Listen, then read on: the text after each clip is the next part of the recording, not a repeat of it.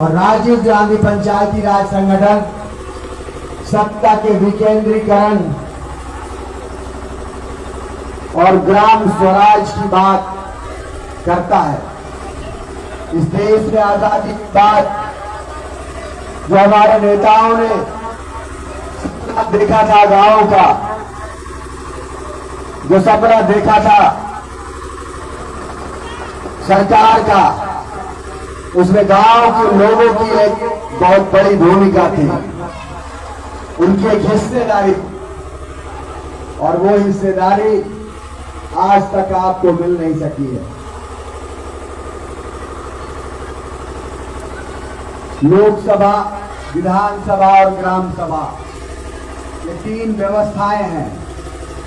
लोकसभा, विधानसभा और ग्राम सभा।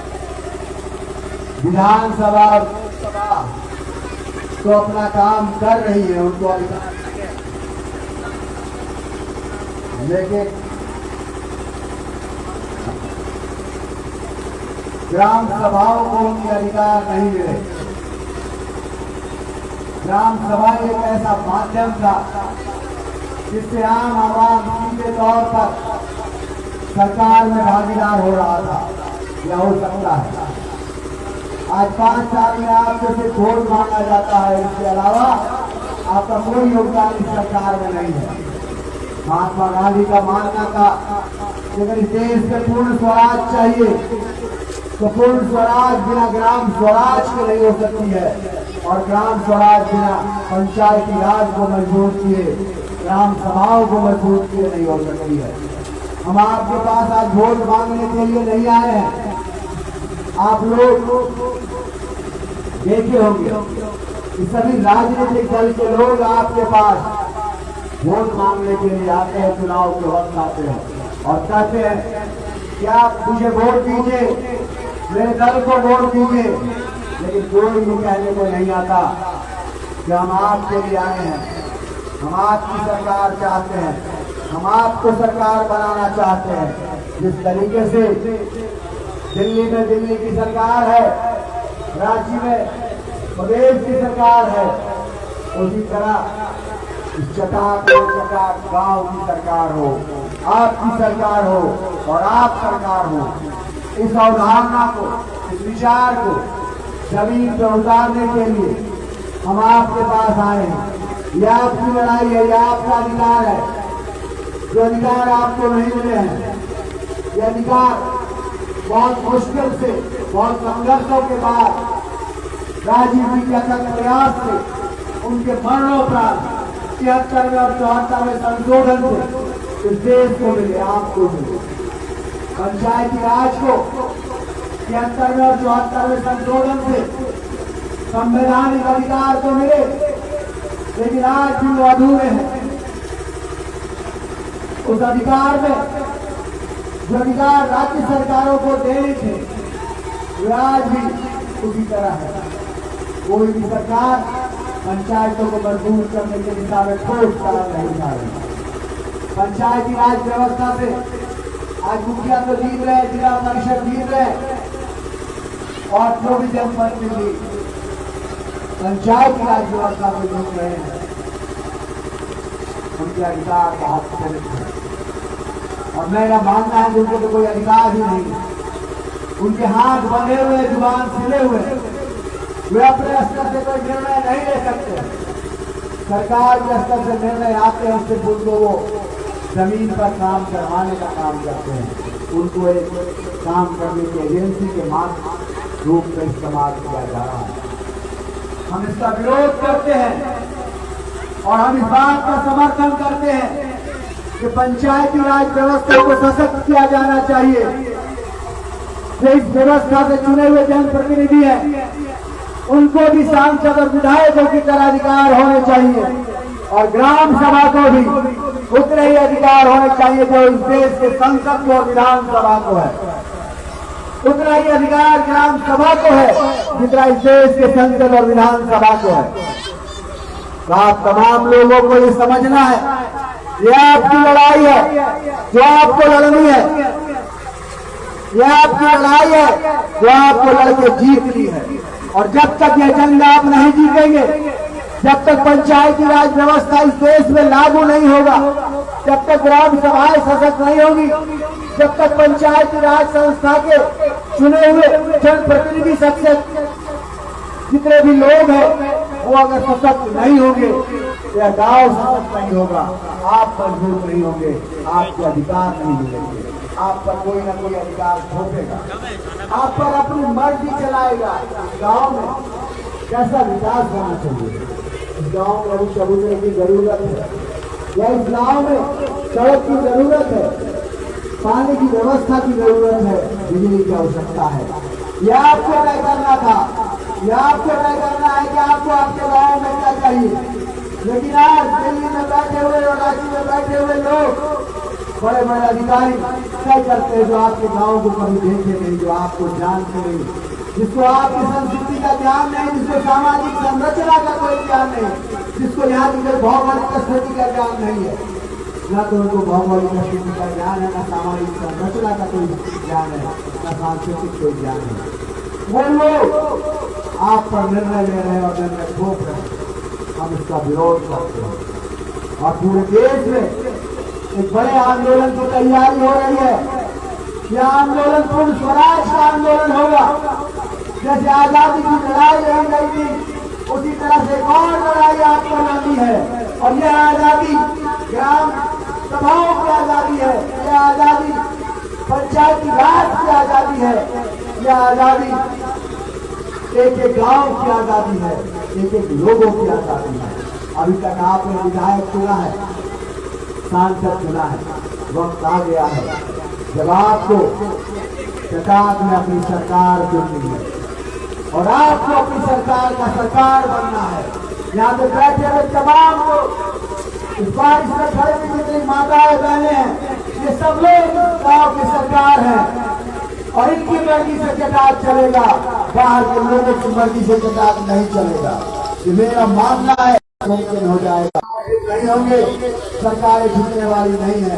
आपकी लड़ाई सरकार से है, आपकी लड़ाई बहुत ताकतवर लोगों से है, जो आपको सत्ता नहीं देना चाहती, जो आपको ताकत नहीं देना चाहती, आपको आज भी गुलाम बनाकर रखना चाहती है। आपको इस गुलामी को तोड़ना है। राज प्रजातंत्र में जो अधिकार आपको मिलने के पंचायती राज को, वो नहीं मिले। पंचायती राज की गुलामी को तोड़ने के लिए, संघर्ष के लिए यह ग्राम स्वराज यात्रा लेकर मैं आपके पास आया हूँ। यह यात्रा राम रखे सभी गांव में जाएगी और प्रयास करेगी कि आपको जगाए, आपको बताए, आपको अपने अधिकार के प्रति सजग करे। आपको अपने अधिकार अगर चाहिए तो संघर्ष करना होगा, एकत्र होकर इस सरकार के खिलाफ उन्मूलन करना होगा। आप तमाम लोग इस भरी बारिश में भी आए और अपनी बात को सुना। यह आपकी बात थी, आपको ताकत देने की बात थी, आपके अधिकार की बात थी। बहुत बहुत धन्यवाद, आभार। एक और सूचना, एक और जानकारी हम आपको देना चाहते हैं। झारखंड सरकार जो कांग्रेस, जेएमएम और राजद के गठबंधन की सरकार है, इसने आप महिला बहनों को जो 25 साल से ऊपर की है, जिनकी उम्र 25 साल से ज्यादा है, सभी को 1,000 रुपया अगले महीने से मिलेगा। सभी महिलाओं को 1,000 रुपया हर महीने मिलेगा जिनकी उम्र 25 साल है। सब लोग बहुत बड़े, एक खुशखबरी है आपके लिए, एक छोटा सा सहयोग है इस महंगाई में, जिससे आपको अपने दैनिक रोजमर्रे की जरूरतों में एक छोटा सहयोग हो पाए। कि सरकार ने महिला बहनों को यह योजना लागू की है। बिजली का बिल जो 125 यूनिट था फ्री, वो अब 200 यूनिट फ्री हो गया है। अब 200 यूनिट तक आपको बिजली का बिल नहीं देना होगा। ये झारखंड की सरकार ने, गठबंधन की सरकार ने किया है। और 2 लाख रुपए तक का जो कृषि लोन का, केसीसी लोन का, उसको भी माफ करने का ऐलान किया है। ये 3 बातें, महिलाओं को 1,000 रुपए हर महीने, 200 यूनिट बिजली मुफ्त और किसानों की ऋण माफी का सरकार ने घोषणा किया है। आपके लिए इस महंगाई में राहत देने का काम किया है। अब मैं चाहूंगा कि आपकी नेता जिसने इतिहास रचने का काम किया है दुर्गी प्रखंड में, और आपके सहयोग और आशीर्वाद से यहाँ पर आपका नेतृत्व कर रही है जिला परिषद में। आगे की बात, हम आपके पास वोट मांगने नहीं आए, यह चुनावी मौका नहीं है। अभी अभी चुनाव खत्म हुए, उसके बाद आपके पास इस दफे जो आए उसका उद्देश्य अलग है। ग्राम स्वराज यात्रा, यह यात्रा गांव के स्वराज की है। स्वराज मतलब स्वयं का राज, आपका अपना राज। ग्राम स्वराज यात्रा की जरूरत क्यों बन पड़े, ये सवाल होगा आपके मन में कि आखिर इसकी जरूरत क्या है ग्राम स्वराज यात्रा की। तो ये यात्रा हम क्यों कर रहे हैं? आजादी से पहले हमारे नेताओं ने ये तय किया कि अगर देश हमारा आजाद होगा, इस देश में जनतंत्र होगा, राजतंत्र नहीं होगा।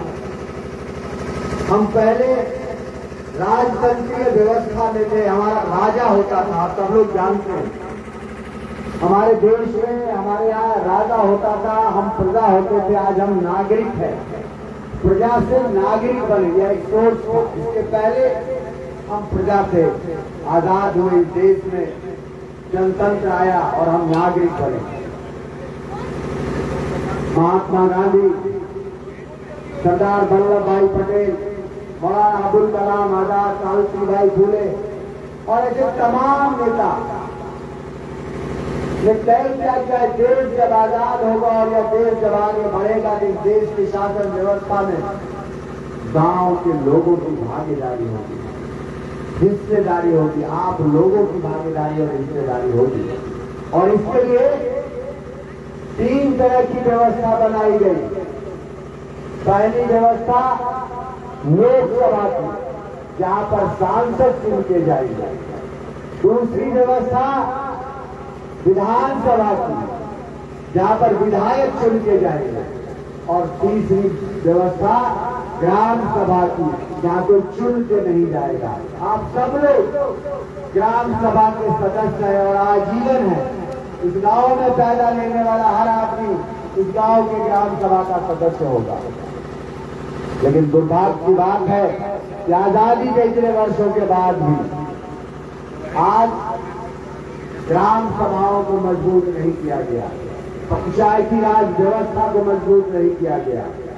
राजीव जी के अथक प्रयास के बाद उनके मरणोपरांत 73वें और 74वें संशोधन के जरिए संविधान में पंचायतों को संवैधानिक अधिकार मिला, लेकिन वो अधिकार आज भी अधूरे हैं। उन अधिकारों के लिए आपको लड़ना होगा। जब तक आप लड़ेंगे नहीं, तब तक आपको शासन में भागीदारी नहीं मिलेगी, तब तक आपको अपनी हिस्सेदारी नहीं मिलेगी।